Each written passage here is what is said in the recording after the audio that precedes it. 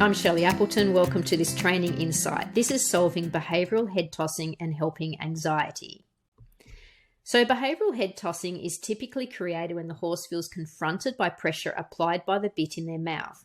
It can be during the breaking process, but also it can happen if the horse is ridden by someone that is not so good with their hands. So when presented with these cases, I examine what triggers the head tossing. Typically, it's when they've got the bridle on and pressure is applied to the bit, and that makes them feel defensive and they flip into this habit of head tossing. So head tossing usually comes along with anxiety and poor posture because of all the tension the horse holds in its face and its neck, etc., which can go all the way through the body, which of course can lead to more discomfort. So the solution to head tossing is to focus on teaching the horse the correct response to the bit instead of this incorrect defensive response of tossing its head. It's also advantageous to completely reboot the horse's training from the start and reset all the horse's responses to help address any bracing habits connected with the head tossing. So the following footage is of a young horse at a clinic that presented with serious head tossing and anxiety under saddle. His head tossing was so serious he had to be ridden in rings.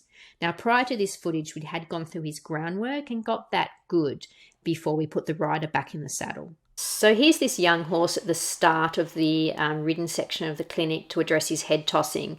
You can see the rings hanging down there on his chest. We'd removed them. He was anxious, so we let him move, but we just focused on a loose rein and just picking him up, just getting the lateral response first. So just doing lots of simple bending.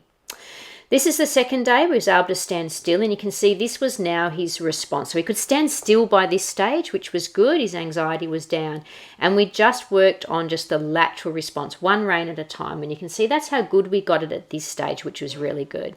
This is the first time we pick him up with two, and you can see there's the brace being triggered, okay, when both reins go up.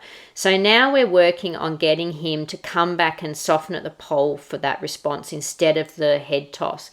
And this is it progressing at a standstill. So this is how good we got it before we asked for forward motion. And you can see there, that was just lovely and soft.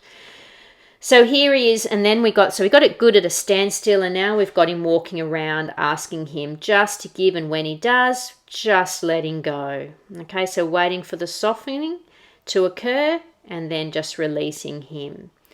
So just holding, waiting, there we go, and just letting him go. Now, as the clinic progressed, he got better and better, and we could hold it for longer and longer periods. Okay, so this is the whole aim of focusing on teaching the horse what we want.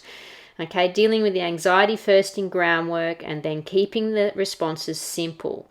So that was how we finished up. So this is the start of the clinic. This was his posture. This was his response.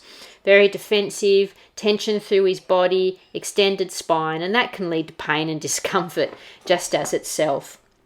So then working through the process of groundwork and then under saddle, and then just letting him just move around and focusing on the lateral response to begin with, and then getting the lateral response at a standstill, okay, when he was ready to stand still, and then working on the vertical flexion, getting the horse to relax at the pole and to follow the rein back.